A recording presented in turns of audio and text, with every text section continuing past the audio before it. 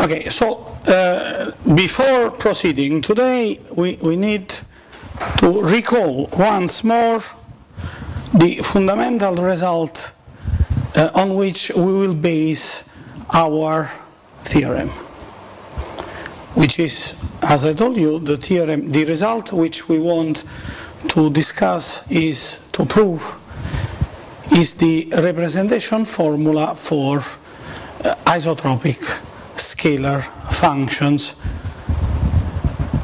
function of a tensor independent variable.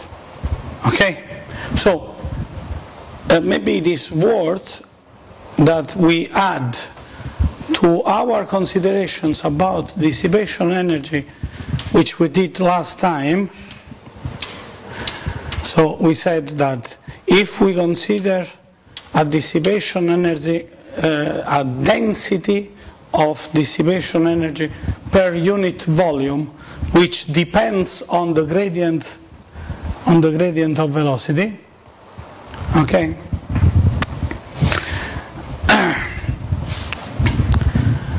We have said that these invariants must hold. So two observers which are one rotated with respect to the other, they must measure the same dissipation energy. Okay? However, there is also another invariance which we must include in our picture. When you consider these invariants, you assume to have one observer, another observer, so you have two observers, 1 and 2, okay? And the reference which is used by one observer is obtained by means of the rotation Q, starting from the reference used by the other observer. Okay? But the two observers are not moving one with respect to the other. So this condition is true, but this is not yet everything which we must include. We also must take into account the fact that two observers can move one with respect to the other, and the dissipation, the dissipated energy also in this case is not changing. Okay? Of course you will get some changes in inertia. So instead of having inertial forces given by mass density times acceleration, this is true for one inertial system. If you have that the observer 1 is inertial and the observer 2 is not inertial and it is rotating, so you have a rigid motion of 2 with respect to 1, then we did some of these calculations, you need to add some Coriolis and extra non-inertial terms in the force of inertias. Okay, but dissipation energy remains the same with respect to the two observers. Okay? This means that if grad V, which is observed by one observer, becomes grad prime V prime, which is equal to Q grad V Q transposed, okay? If there is a relative motion, you need to add W, the angular velocity of one observer with respect to the other. Okay, so what we get you remember, we deduced completely the formula of change of velocity when you change observer. And you get a linear antisymmetric part in the formula of change of velocity. Okay, so the gradient of this is W. Okay? So actually, the dissipation energy not only needs to be to verify this condition, but also needs to depend only on the symmetric part of grad V. The skew-symmetric part of grad V is not to take, has not to be considered. Okay?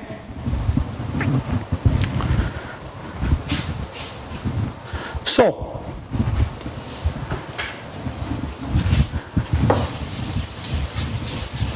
actually, what we have to study is what happens to a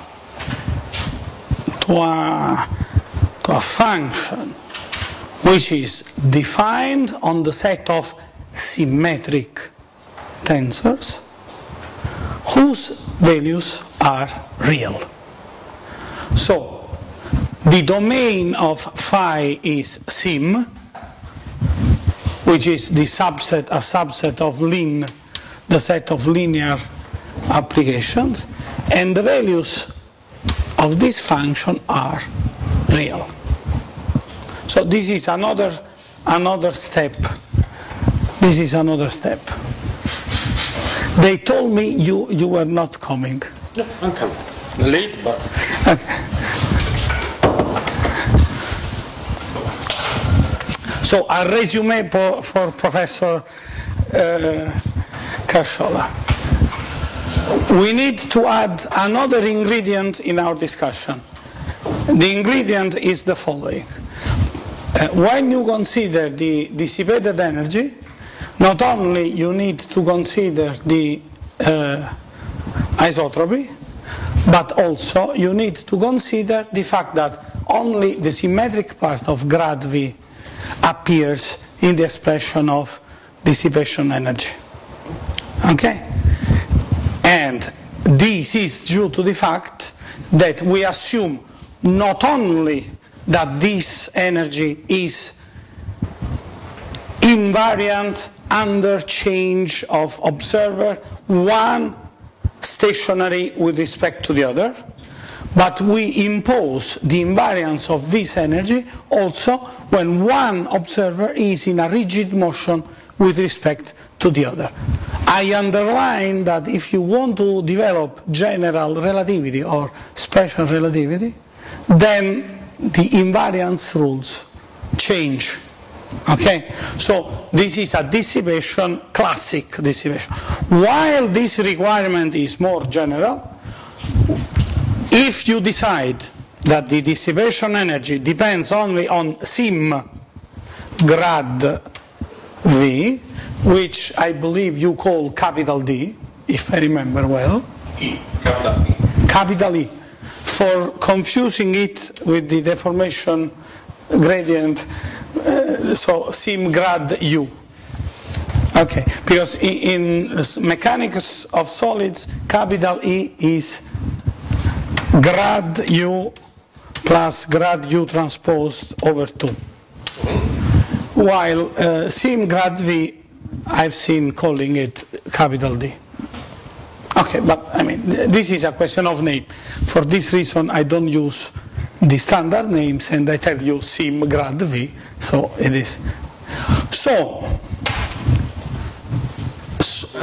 we will repeat these reasonings for mechanics of solids to let you understand why the same mathematics is needed in different applications.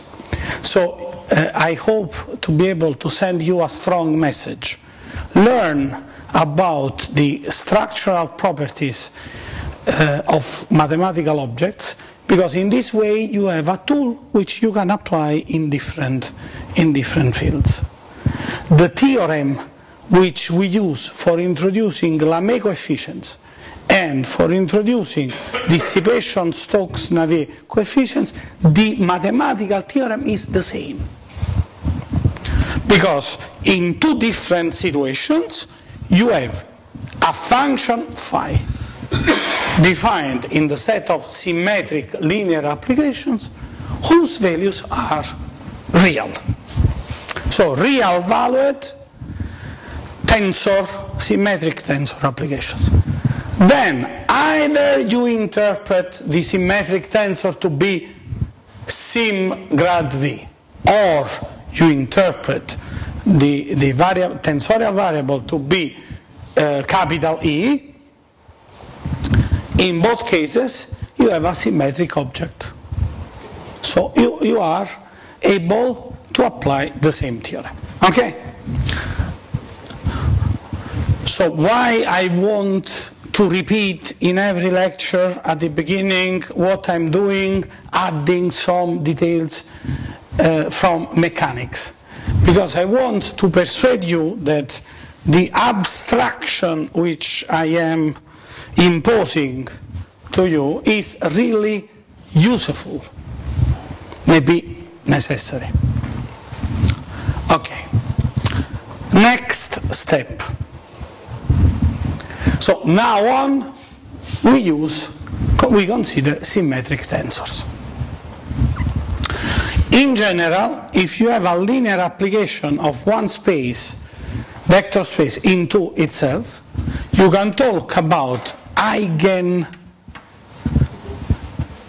eigenvectors and eigenvalues, telling this: there exists a lambda, okay, and exists a u different from 0, such that this equality holds. So an eigenvector is a vector such that once you apply L to it, as a final result you get a vector which is parallel to u, which is a very interesting and beautiful property. Now, why this concept is very useful? Consider, we start with a simple reasoning. Consider a vector basis E1, E2, and E3. And consider a linear map which is organized in this way. You have lambda 1. Never forget that you are never specifying a linear map with a matrix without having specified before a basis. Otherwise, you are soon lost. Okay? I don't know if I told you already, maybe I already told you about the Egyptian visiting the Mesopotamia in a given moment of the history of Egypt. He arrived there and he wrote a letter to his pharaoh. Here, rivers are flowing towards north, towards south. And they believed that this man was crazy. But you know, the big problem is that in the ancient Egyptian, flowing means to go towards north, because they only had one river, and that one river was flowing towards north. So for them, flowing towards north was the only word available for telling the flow, for talking about the flow of a river. When somebody meets a river which is flowing towards south, if he's not using the right words, he's in a mess. Now, if you fix your basis... I think this is too abstract. I mean. To abstract the direction of the river from its name, I think it's too much for us.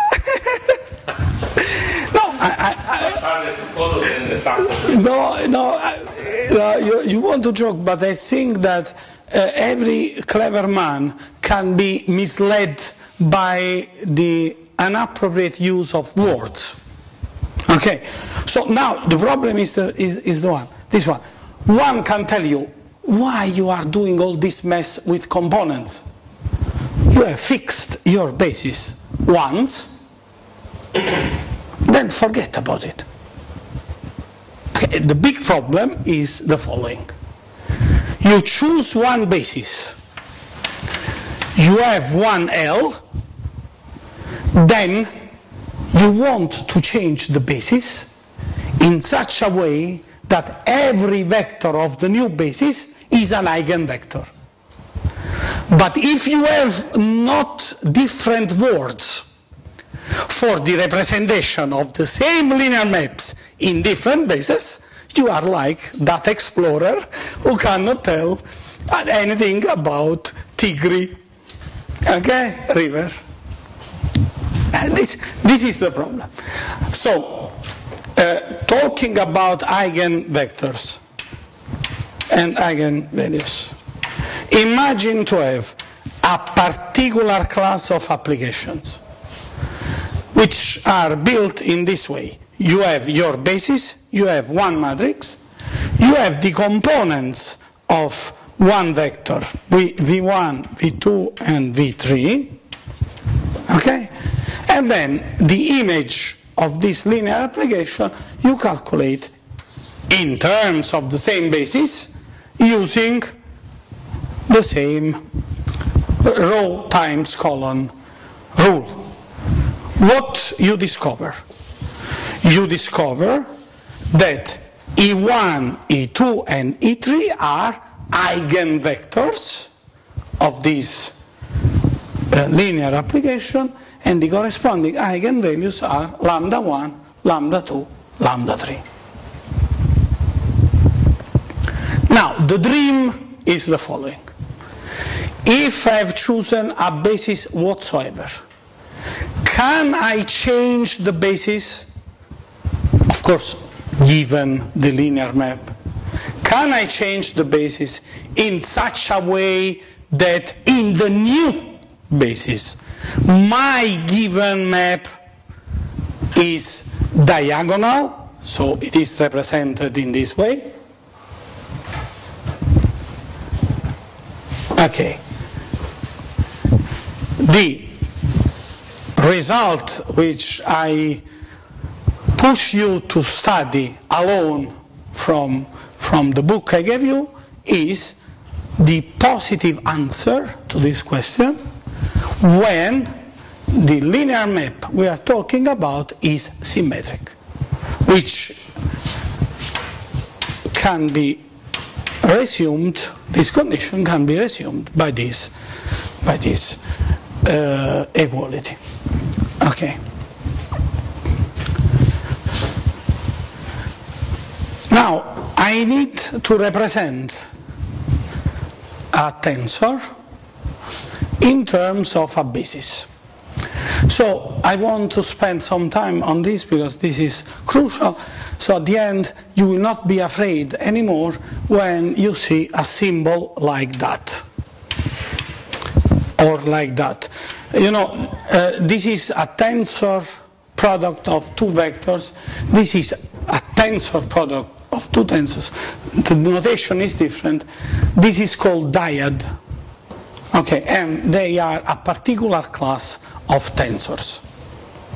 They do not exhaust the set of tensors, but we will see that we can represent every tensor as a linear combination of tensors made in this way. So I want to spend some time in this because it is trivial. I will tell you even more. When organizing this lecture, I thought, while developing in my mind the ideas, in a given moment I discovered that these are subconscious tools for me. I'm not using consciously anymore, which is very bad in a sense, because if you need to teach them, you don't have them hidden in your subconscious. And I have them digged deeply in my subconscious because I learned this in 1979. Okay, so at the very beginning of my university studies.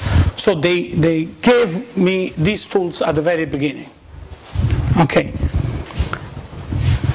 so I have a vector A, I have a vector B, they belong to a vector space V, and in this vector space I have an inner product. So this theory could be developed also for vector spaces without inner product, but in this moment it is not needed. Moreover, diagonalization can be done easily in vector spaces with inner product. So in a given moment we need it, so let us use it since the very beginning. So I want to build a new linear map which takes a vector V and maps it into another vector. Now we are in the mess, because there are, of course, two possible conventions. And as usual, human beings share 50% when possible. Okay, you will never get. I am ready to accept the notation of my counterparts. This I tell you because this is amusing. When I arrived in Rome, my convention was this one. Okay? And Antonio Di Carlo was very upset against me and said I am a stupid boy because the right convention should be this one. Okay. As I am, notwithstanding what is told, I have a very, very peaceful temper and I don't want to quarrel with anybody. I said to Antonio, okay, I use this notation. After 3 years, he changed. He switched back to the other notation for a reason which I could tell you. Actually, the two possible notations have merits. And we can discuss about them. Maybe it is better to discuss about them. But anyway, I like to use the subconscious one. If you tell me why, this one they were teaching to me when I was a child. So I prefer to use this. What is doing this definition? I have a vector V. I calculate the inner product of V with B. Then I multiply this scalar with the vector A. So this is actually, obviously, this is linear. This is a linear map which maps vectors into vectors. And this linear map is built with two vectors. So you have a pair of vectors, and using these two vectors you can construct a tensor. Okay. There is a good news and there is a bad news. The bad news is that you have tensors, which means linear applications, which are not the tensor product of two vectors. So you are not filling the whole line. There are linear maps which are not of this form. This is the bad news. The good news is that every tensor can be written in terms of a finite linear combination of tensors of this form. So in a sense, tensor products are generating the space of linear applications. Okay? And I want to tell you how to do this, because this is crucial for what we have to do. It is a technical detail which you need to learn, And this knowledge will allow you to write quickly formulas which otherwise will need pages. The fundamental trick is this one. You have E1, E2, En. Look, we can be in n dimensions. There is no true difference. Okay.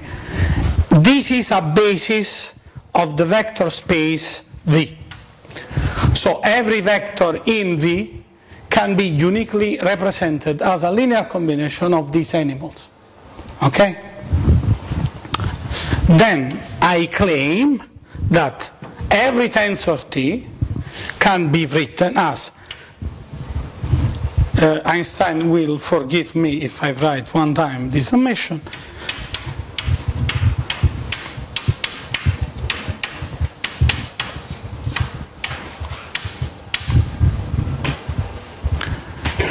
So, these animals, which are now well-defined tensors, I have defined them before, okay?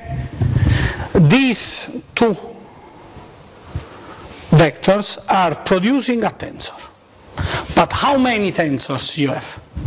You have the index I, which is spanning between 1 and n, and the index j, which is spanning between 1 and n.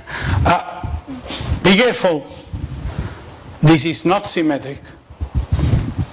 I'm talking about the two possible conventions. Otherwise, I mean, if you calculate the inner product V times B, and then this scalar times A, in general, this is different from A, V, B. So this animal is not symmetric. Okay? So, what I'm claiming is that every vector, every tensor T can be written in this way. The proof is very easy. So let us do it. This is simple algebra.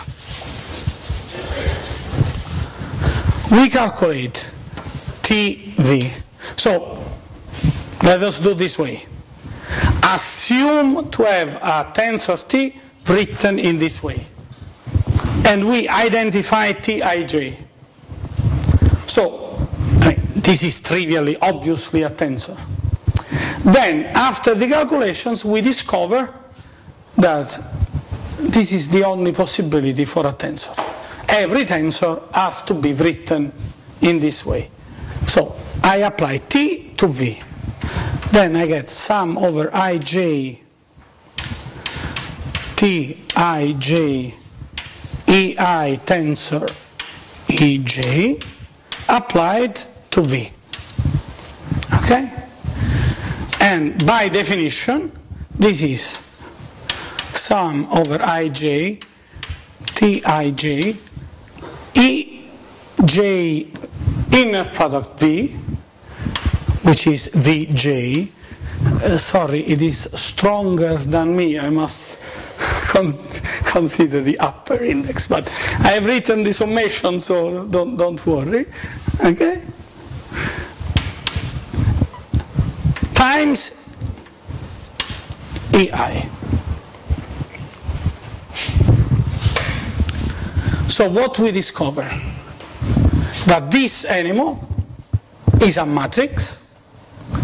You calculate the row times column product of this matrix with the component of V, J, and you get the I component of the image. Okay?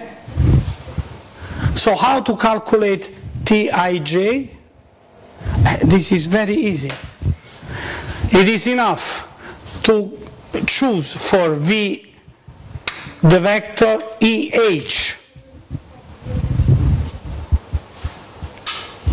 Because in this way, when you calculate EJ dot V, you have EJ dot EH, you get delta JH, so that this animal is 0, this is Kronecker delta, it is 0 if this is orthonormal.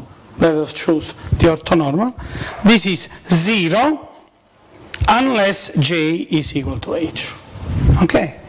So at the end, you get T, I, H, which are the component under T of the vector EH. So, to construct this matrix, but this is true in general without inner product, but to construct the matrix T, you need to calculate the image of T on the basis, on the each vector which is constituting the basis. So at the end, every tensor can be written in this form. I leave to you, but believe me, it is very easy. So the only problem is to use the right words, distinguish between flowing and flowing towards north, and you can prove this easily. Okay. EI tensor EJ forms a basis in the vector space of second order tensors.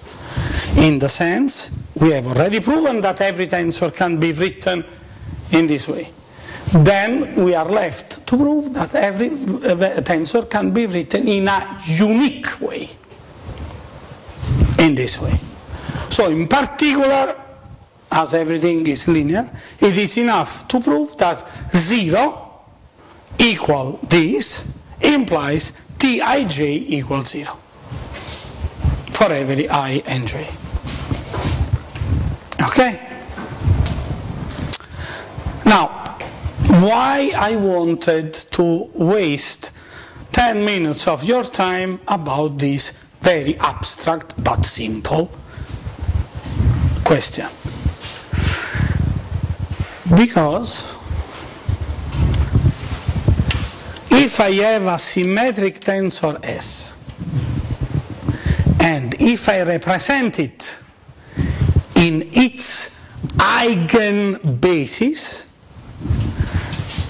this complex representation reduces to this one.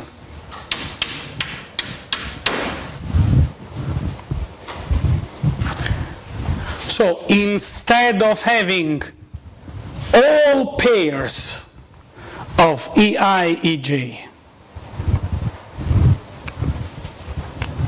with I different from J, when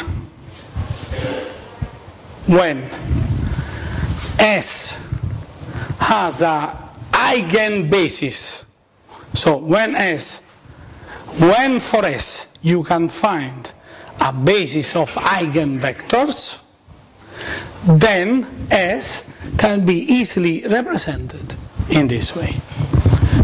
Remark that this animal is symmetric, and linear combination of symmetric tensors is symmetric. So there is a reason for which the theorem can be proven at least easily only for symmetric tensors. Okay, there is a structural reason. Okay? To find the representation theorem for isotropic functions of symmetric tensors, this formula is crucial. You will see, it is very elegant. You need this formula. Now, I don't want to leave it in the clouds. Let us do the calculation. S E J equal. As I told you, you can find an orthonormal basis of eigenvectors. So this is equal sum over j I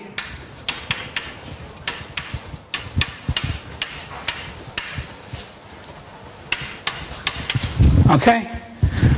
This one is delta ij, so the only surviving term is I equal j, so at the end you are left with lambda j ej. No sum over j. So this means SE1 equal lambda 1 E1, SE2 equal lambda 2 E2, SE3 equal lambda 3 E3. Okay? This is what this formula means in short. Okay? So now our problem is, instead of attacking the problem of representing any isotropic function in terms of a function of a symmetric tensor in terms of its complex representation in every basis, the idea is that we attack the problem individuating the invariants, some scalar quantities depending on S, which are not changing when the observer is changing. We have found some invariants. Lambda 1, lambda 2, lambda 3. Eigenvalues are not numbers which change with the change of the basis. Now, I repeat you, writing in this way, it is a little bit misleading. For this reason, I wrote the definition without referring to any basis. So I have a linear map defined in a vector space, and I look for those vectors which are mapped by this linear map into vectors parallel to themselves. Am I talking about any basis? I am not. So the definition itself of eigenvector is independent of the basis. And the definition itself of eigenvalue is independent of the basis. Okay, so of course for calculating an eigenvalue I need to dirty my hands representing the linear map in a given basis. But once I have found them, they are independent of the basis. So if I change the representation, I find always the same result. Okay, so this is what you need to understand. This is crucial. If you don't understand, there is nothing. Look, the poor Piola was attacking these problems by means of an algorithmic approach, and he could get some results, and he stopped when he couldn't manipulate calculations. But now you moved to a higher level of abstraction, because I gave you the right definition. Let us move a step. So let us behave as Sandro Bisciara was behaving when teaching this subject. We call bracket S the matrix representing S in a given basis. So we distinguish between S and its representation. Of course, Sandro was even too much.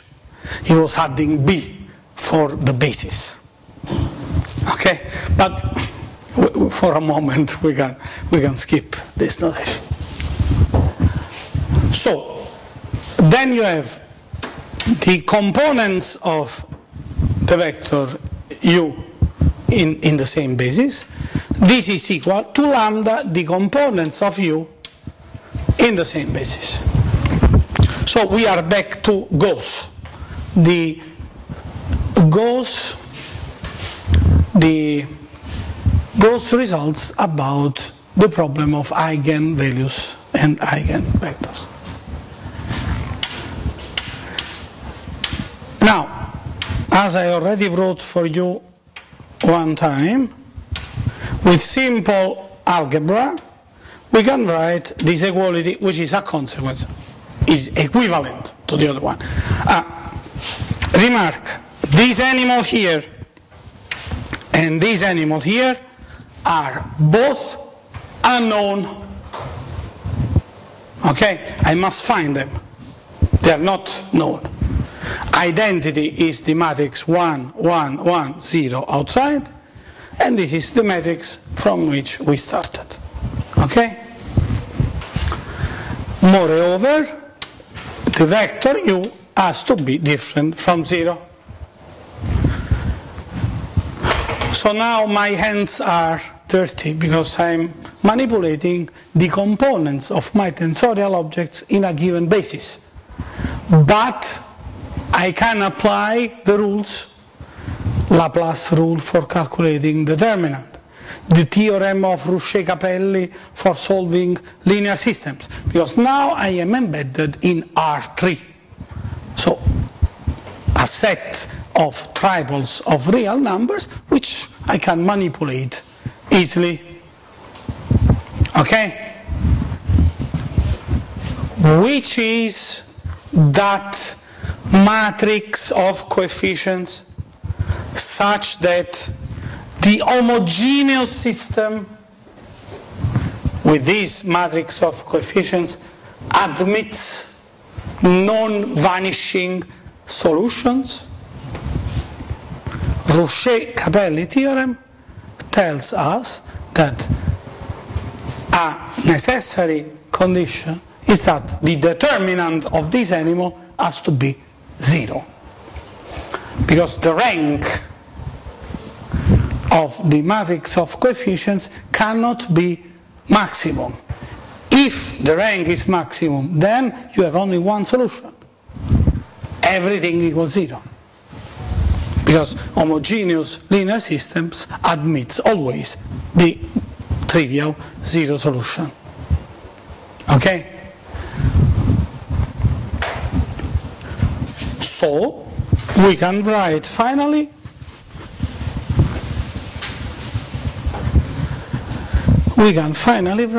determinant of S minus lambda identity equal 0. This is what is called scalar equation for the matrix S, which was, as I told already, one time at least, I told you this problem was formulated by Gauss in studying the perturbation on inner planets because of the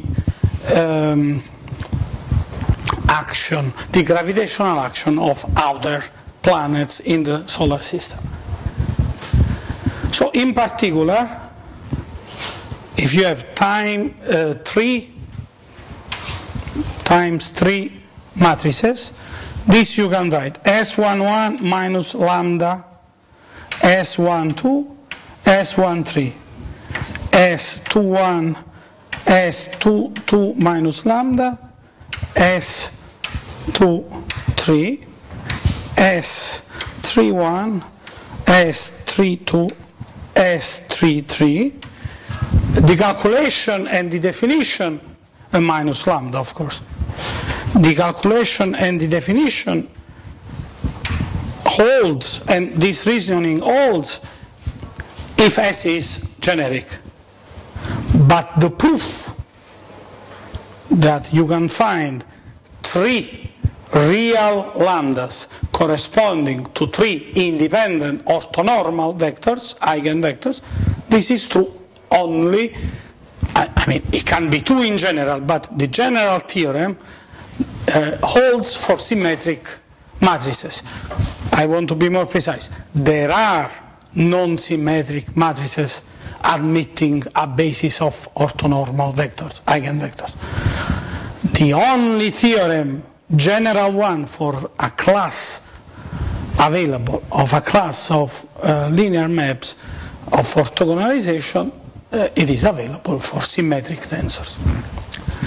So, do you remember Laplace law for calculating the determinant of a matrix? For instance, you can develop this starting from the first row. So you have this times this determinant. You can easily check that you get minus lambda cube. Then you get something times lambda square. Then you get something else times lambda. Okay? And then you get something else again equal 0. Okay? So I have a third order polynomial in which the coefficient of lambda is -1, and you have the coefficients of lambda square, lambda, and the constant. So you have 3 coefficients. Now, the 3 lambdas are independent of the observer.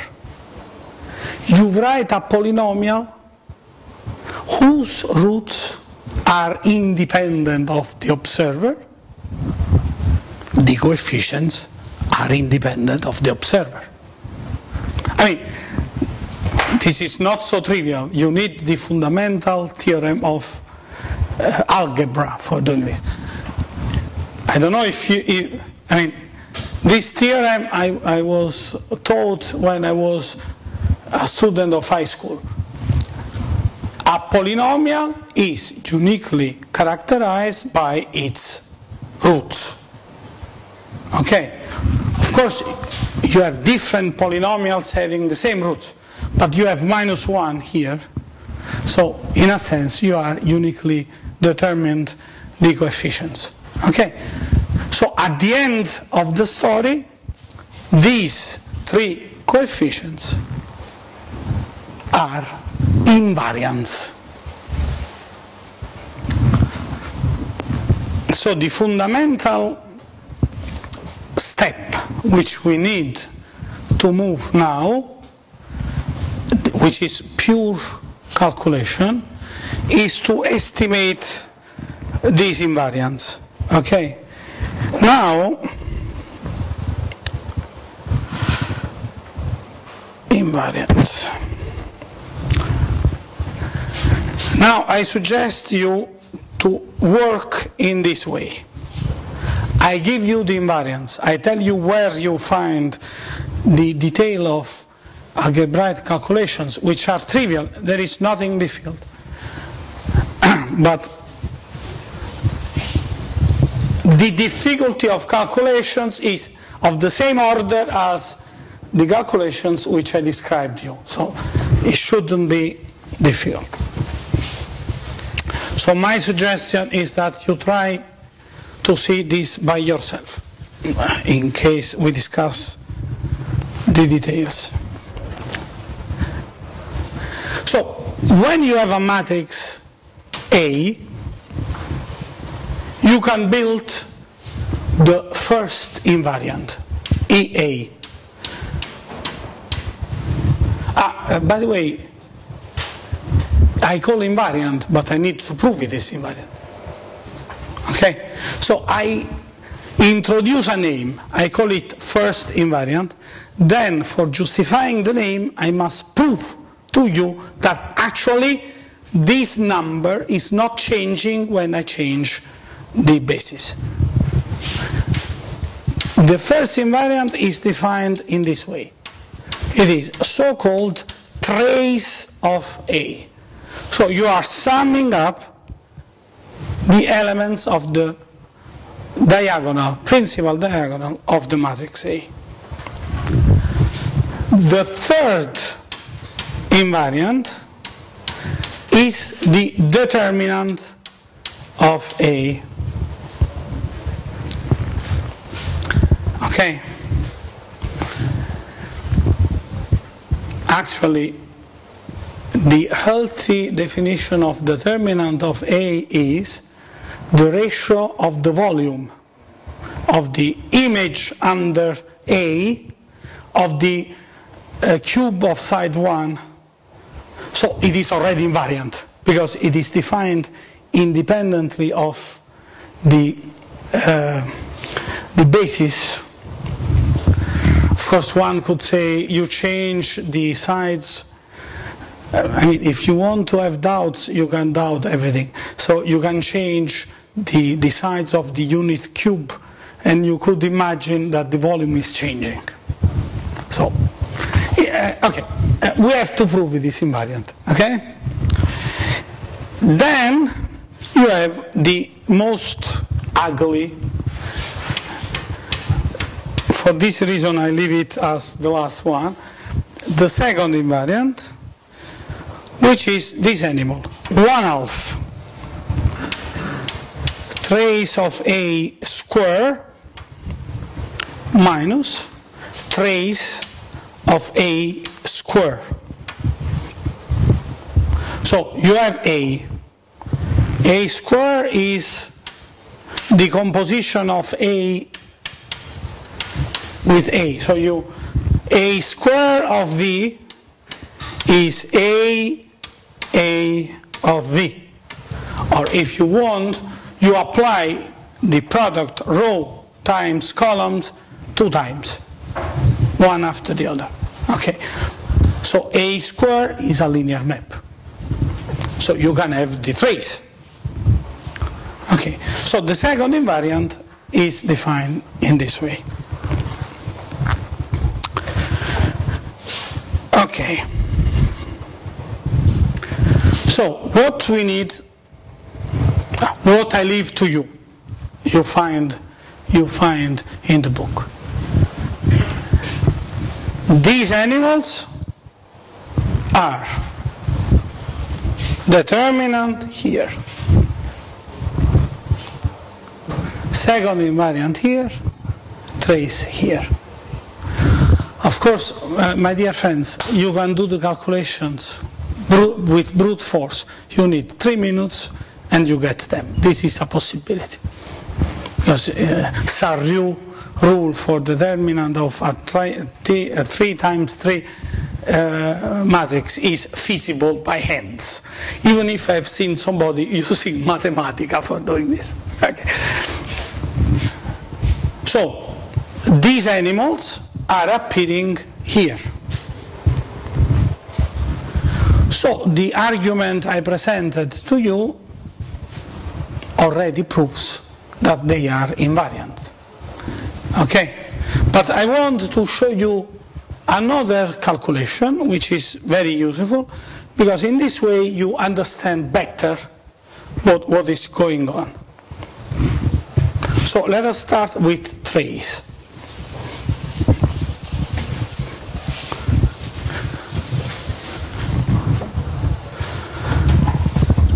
So I change the basis. So the same linear map is represented in the new basis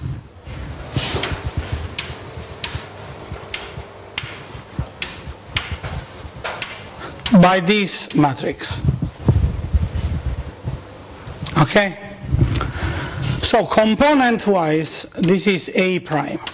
So component-wise, you have A prime ij equal. You have A h k q h I q k j. Of course, you are summing up this and that. Okay, and you have 3 I and j. Okay?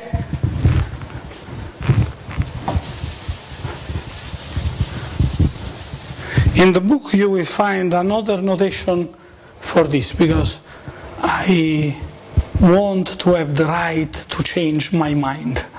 Okay. Now I believe it is better to write using Levi-Civita notation. Okay. The trace of A prime is sum over I of A prime I. So I have A prime 1, 1 plus A prime 2, 2 plus A prime 3, 3. And then I use this notation. So this is a sum over I of Q K I A H K Q I H. Levi-Civita is illuminating us. These two indices, which were free, now they are saturating. And it is very well known that this animal is delta KH, because Q is orthogonal. So when you calculate Q times Q transposed, which is exactly what we are doing now, remember you are saturating low index, upper index. So this is the saturation of Q and this is the saturation of Q transposed. I carefully did the calculation for representing Q transposed. Okay? So at the end you get delta KH AHK. This is Kronecker delta. So you get sum over H of AHH. Why I wanted to prove for you this argument, this invariant. Imagine to take a linear map. You change your basis and you have a mess, the new matrix.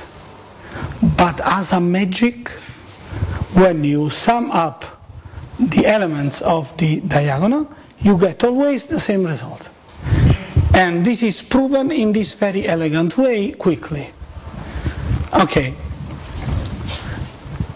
If you read how the poor Piola is getting this same result without Levi-Civita notation, you understand how important is distinguishing flowing and flowing towards north. I mean, you need a language which is detailed enough to distinguish concepts which usually are mixed. If you have the right words, then a very complicated stuff becomes 3 lines. So the technical detail we have here, if you remember, think about this. The rows of Q are, the columns of Q are vectors such that the inner product with themselves is 1 and the inner product with the other two is 0. And this is what I've written here. When you calculate the trace, you are saturating I and J index. So this gives you the possibility of proving that trace is independent of the observer. More complicated is to prove that the determinant is invariant. But I can use a theorem which is still used in taught in every class of linear algebra. The determinant of A times B is equal to the determinant of A times determinant of B. This is a particular case of Bézout theorem. So if you calculate the composition of two linear maps, or the row times column product of two matrices, you get a third matrix. The determinant of this third matrix is the product of the determinant of A times determinant of B. We could say this in a very elegant way. The map determinant is a homomorphism between the algebraic structure matrices with composition and real numbers with product. Yeah, I mean, look, this could be very elegant, misleading maybe, but so either you do the product and then calculate the determinant, or you calculate the determinants and then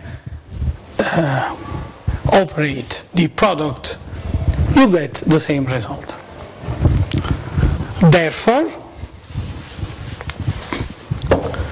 determinant of A prime prime, I have changed the basis. A is always the same. I hope that you are beginning to perceive these nuances, okay?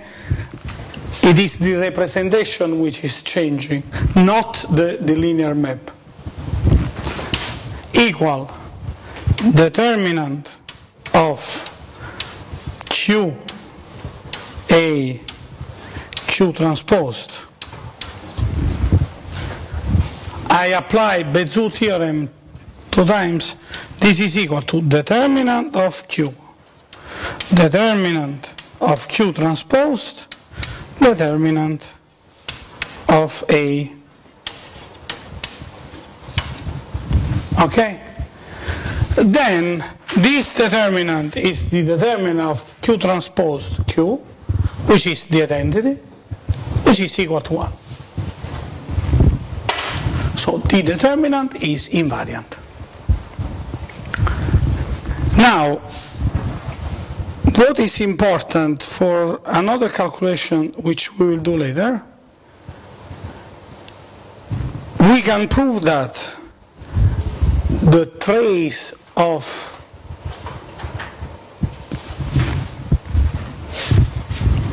look, it is easier if I write for you the formula, because in this way, if I read it, it is misleading.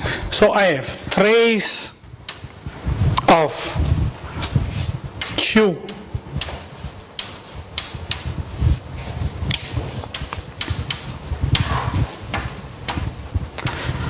you remember in the definition of the second invariant we have the trace of A square, but the trace of A we already proved it is invariant, so this story is ended. So we simply need to prove that the trace of A square is invariant. So this is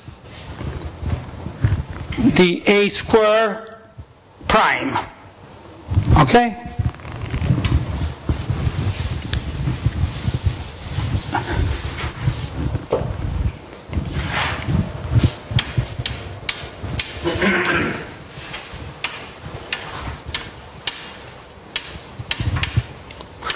It is easier to write this than to talk.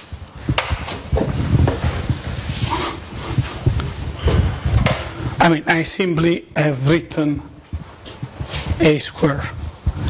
Then I remember that Q transpose Q is the identity. Okay? Then this is equal to trace of Q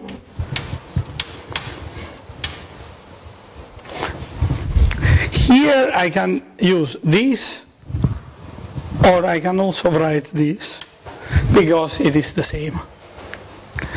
The matrix representing the composition of A with itself is the same which is obtained by the product row time columns of the matrix A. So there I can play as I like, okay? And here I have Q transposed. But we know that A square, trace of A square, is invariant. So this is equal to trace of A square. Okay? So these three numbers, of course we are in 3 dimensions. I underline, if we are in n dimensions, we will get n invariants, because the polynomial is of order n. Okay, in 3 dimensions we have a list of 3 invariants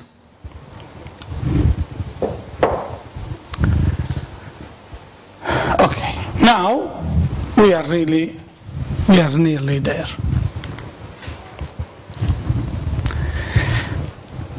We can formulate, and maybe we can even prove, the theorem of representation of a scalar function, scalar isotropic function. A scalar valued function whose independent variable is a symmetric matrix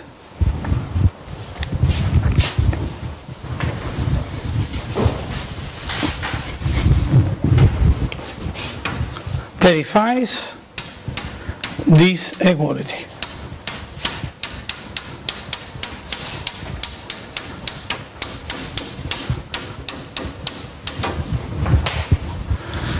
So, take the 6 components of A. There are 6 independent variables. Build the first invariant, the second invariant, the third invariant.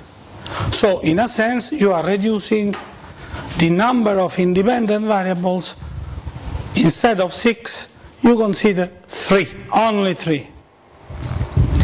Choose a whatsoever function of these 3 new variables, then you have got the most general objective function of A.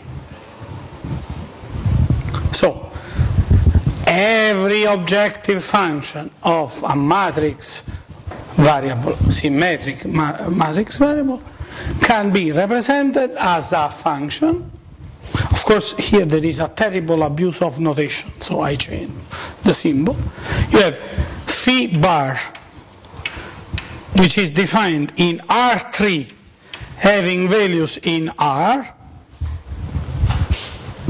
The first argument is the trace. The second argument is the second invariant. The third argument is the determinant. Okay? For every function phi bar, you have a unique objective function phi, and for every function phi, you have a unique phi bar, if phi is objective. So all invariant functions are of this form. Now, the big mess in this story, for instance, is that many books are confusing these 2 functions. This is the original one. You can have functions which are not objective, and they become objective only if they can be obtained, mathematically. I hope that you have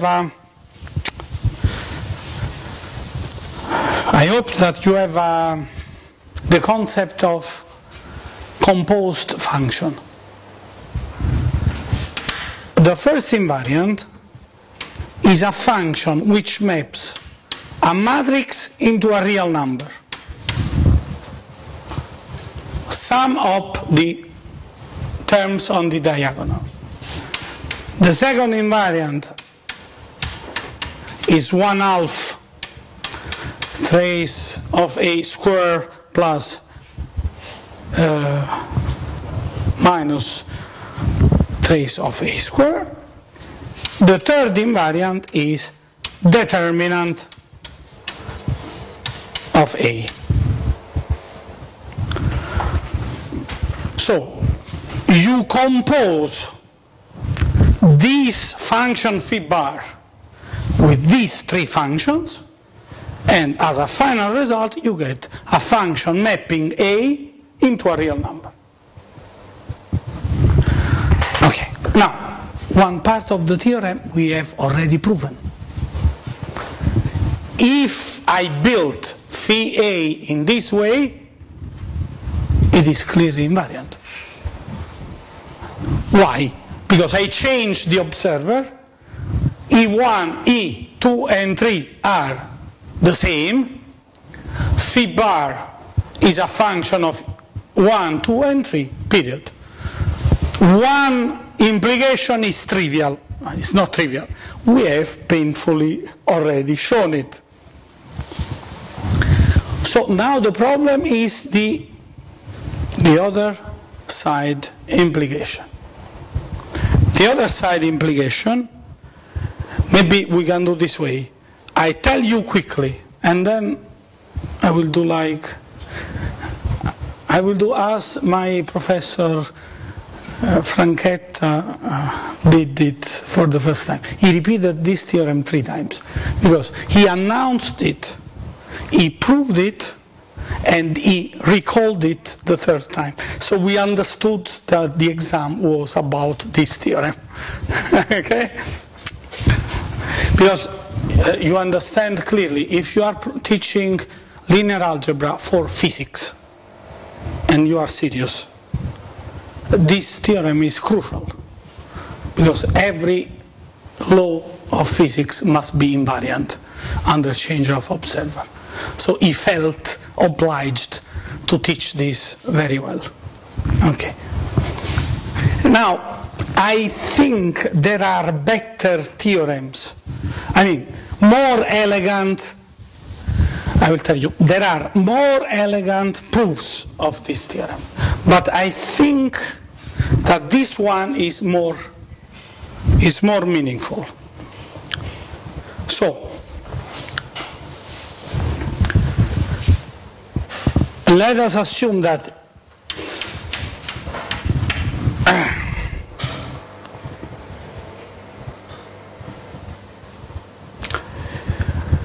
so we assume that it is objective. Okay? And then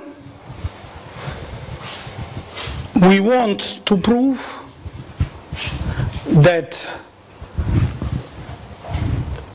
phi is of the form phi bar of the invariance. So we know that if A is equal to Q transposed, this is what we know, implies phi A equal phi B. Okay? So this is what we know. This is the definition of isotropic function. We want to prove that there exists a phi bar such that phi of A equal phi bar of first invariant, second invariant, third invariant.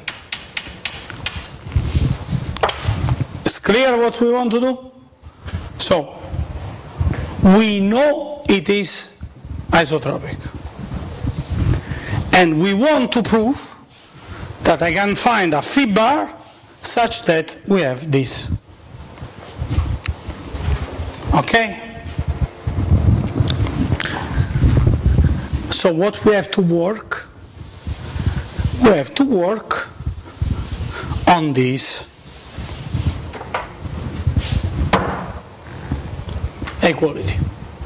So if I have two symmetric matrices which are related one to the other with Q transpose B, phi must be, we know that phi is the same on it. So we start to study these two animals. Now you understand why I needed a preliminary, as a preliminary, the theorem of representation in terms of eigenvectors of symmetric tensors.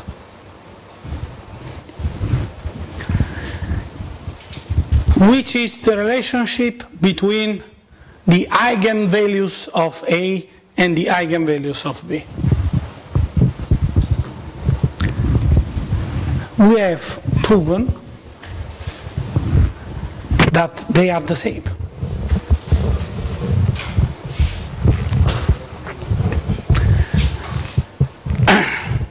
For this reason, I did all the three calculations I did before. So you cannot say that I'm not telling you in details. The invariants of A and the invariants of B are the same. And the eigenvalues of A and the eigenvalues of B are the same. What about the eigenvectors? If I have that U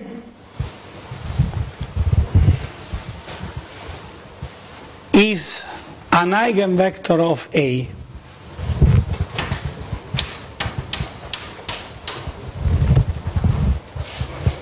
okay? And if I consider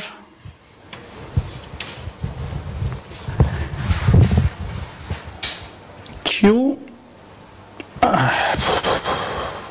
maybe I need B. Okay. It is easier. If B is an eigenvalue of B, okay, then I consider Q of U. Okay? This is always the same story. You have a switch 50%, 50. So it's the wrong one, I mean. When you start, you choose the first one is the wrong one. So it could be a rule. You tell the first. You can even think that since you are choosing that is the wrong and you change, it is wrong. Yeah.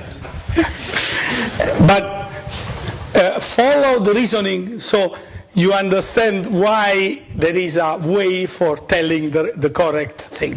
Because Q of U, you calculate A of Q of U. Okay? Then you have Q, B, Q transposed, Q of U. Okay? This is the identity. So you have Q, B of U. But by hypothesis, U is an eigenvector of B, Q is linear. What we have proven? Every eigenvector of B rotated times Q is an eigenvector of A having the same eigenvalue. So, if two symmetric tensors are obtained one to the other by means of rotations, you know, this formula, I have decided to tell you less, but to tell everything in detail. This formula you can read in two ways. Either A and B are the matrices of the same linear map represented in two different bases, or they are, A and B are different linear maps obtained one from the other with two subsequent rotations, back and forth. Okay, so you can read this in two different ways, which are equivalent. But what is important? The eigenvalues of these two are the same, the invariants of these two are the same, and the eigenvectors are transformed one into the others by means of the rotation Q.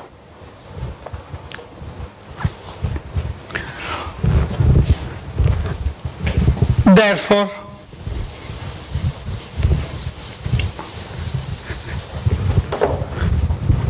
I write B equal sum over I, lambda I, UI tensor UI, where UI are the eigenvectors of B.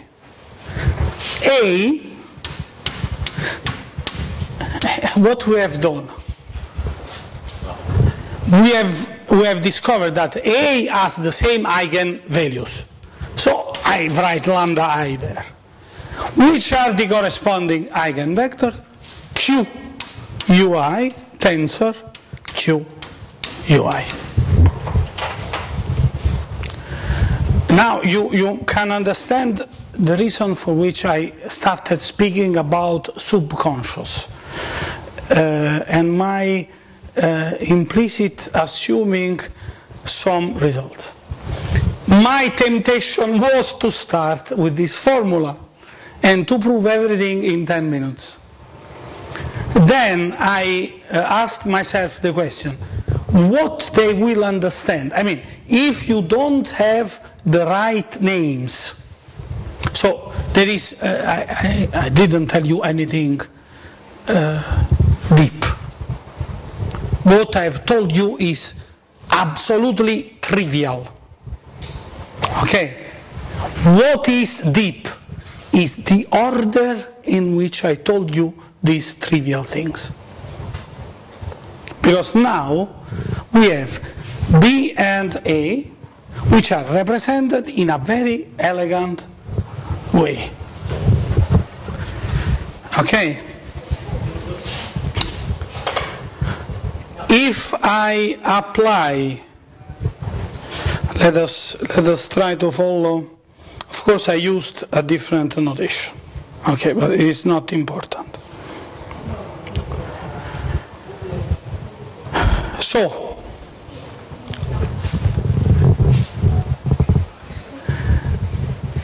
I need to prove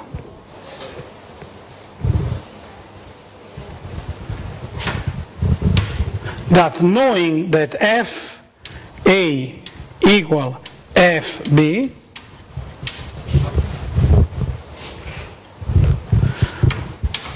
there exists an F bar which depends on lambda 1, lambda 2, lambda 3, which is the same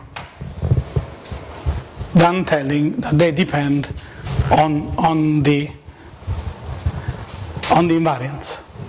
Okay? You agree that I can equivalent tell, so I need to use gamma tilde, phi tilde. Okay?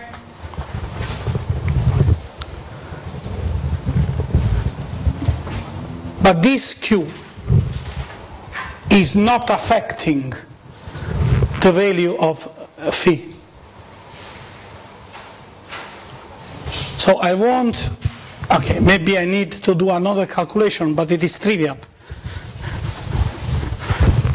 You agree that this representation is the same than writing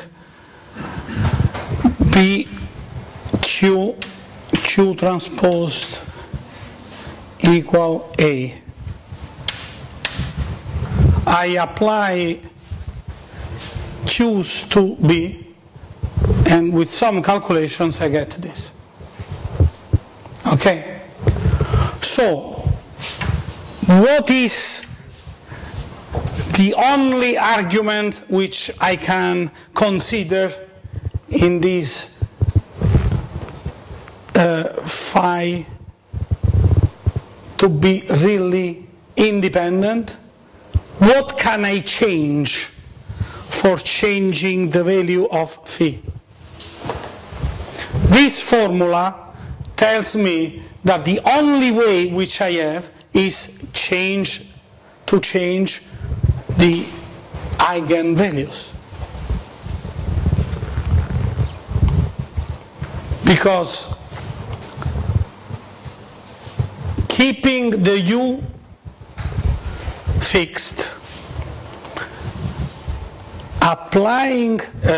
keeping the u fixed, applying the q's, I can span all the triples. Okay? Okay, maybe I can do better. Because of this representation formula, I can say that phi of A is equal to phi double bar of lambda I and ui. Okay? Then phi B is equal to phi double bar lambda I qi. Of course it is the as usual, the q is there. Okay? In this context. These two cannot be variables which are changing the value, because these are equal for every q. So you are decomposing your function, your tensor function, as a function of eigenvalues and eigenvectors, which is always true. However, rotating the eigenvectors is not changing the value of the function, which means that the dependence on this argument is not affecting the function. So in a sense, this function is independent of this argument. So technically what you should do is the validation of phi with respect to the generator of the rotations. Technically, what has to be done now is to prove that the derivative with respect to q of this animal is equal to 0. Well, q is a member of SOP. Well, and q is... Okay, but technically this is only a computation, because the proof is rigorous. Because I'm telling to you that the level set of your phi includes all the rotated vectors. So in a sense, I need to know that every triple of orthonormal vectors can be rotated into another triple generic. And that can be done. And this can be done. So technically, but if you want to keep everything computational, once you arrive here, you calculate the derivative with respect to q, and you find it is 0, because by construction it is 0. Okay, so maybe we are a little bit tired once arrived here. So next lecture we start repeating this last part. But you find this, I think, written rather well on page 270. Okay? Is the Cayley-Hamilton theorem in any way connected to these things? Of course. Cayley-Hamilton can be proven as a consequence of this. In any case, I'm trying to...